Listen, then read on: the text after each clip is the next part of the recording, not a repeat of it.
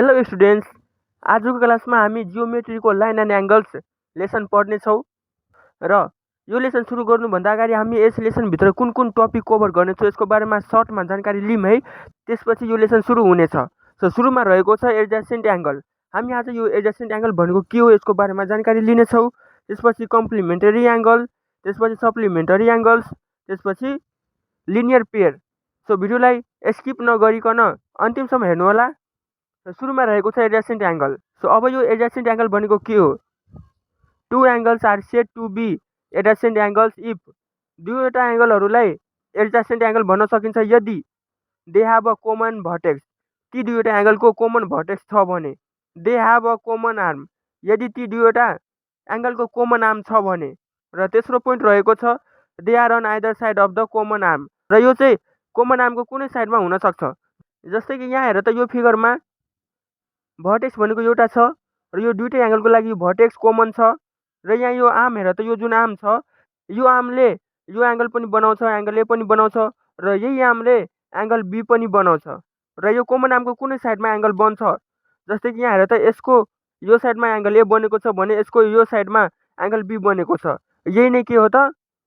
Adjacent angle हो। र यसै गरी 2 नम्बरमा रहेको छ भर्टिकली अपोजिट एङ्गल।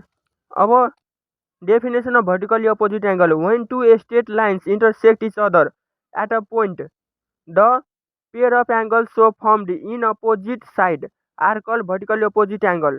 कुनै दुईवटा स्ट्रेट लाइनले एउटा पोइन्टमा एकअर्कालाई इन्टरसेक्ट गरेको छ र इन्टरसेक्ट भएको पोइन्टमा जुन अपोजिट साइडमा एङ्गल बनेको हुन्छ त्यो नै के हो त? Vertically opposite angle.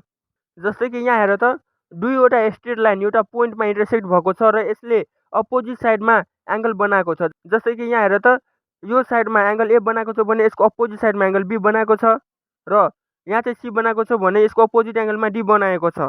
र यो जुन भर्टिकली अपोजिटमा एङ्गल बनाएको हुन्छ यो चाहिँ इक्वल हुन्छ है। यहाँ चाहिँ angle A equal to angle B हुन्छ भने angle C is equal to angle D हुन्छ। मतलब यसको भ्यालु सेम हुन्छ। जस्तै कि यहाँ 50 डिग्री छ भने यसको अपोजिट यो एङ्गल पनि 50 डिग्री हुन्छ। यहाँ 60 डिग्री छ भने यसको अपोजिट यो एङ्गल पनि 60 डिग्री हुन्छ। र अब तेस्रो नम्बरमा complementary angles. If the sum of two angle is a right angle 90 degree they are called complementary angle. यदि दुईवटा एङ्गलको सम 90 डिग्री हुन्छ भने त्यो नै के हो त? Complementary angle. जस्तै यहाँ हेर त, angle A plus angle B, यदि यसको सम 90 डिग्री भयो भने यो चाहिँ कम्प्लिमेन्टरी एङ्गल हुन्छ। यहाँ के हुन्छ त? Therefore A plus B is equal to 90 degree हुन्छ। र अब छ supplementary angle. If the sum of two angle is 180 degree they are called supplementary angles. यदि दुईवटा एङ्गलको सम 180 डिग्री हुन्छ भने त्यो नै के हो त? सप्लिमेन्टरी एङ्गल हो। यहाँ हेर त, A plus B is equal to 180 degree हुन्छ। Therefore A plus B is equal to 180 degree हुन्छ।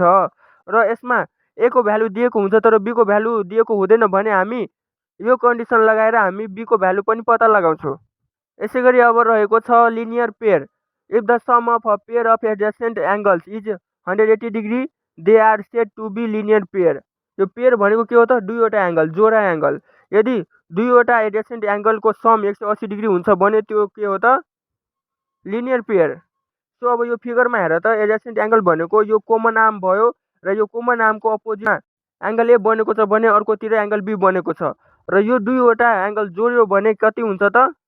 ए प्लस बी गर्यो भने 180 डिग्री हुन्छ। र यदि दुईवटा एडजसेन्ट एङ्गल इक्वल छ भने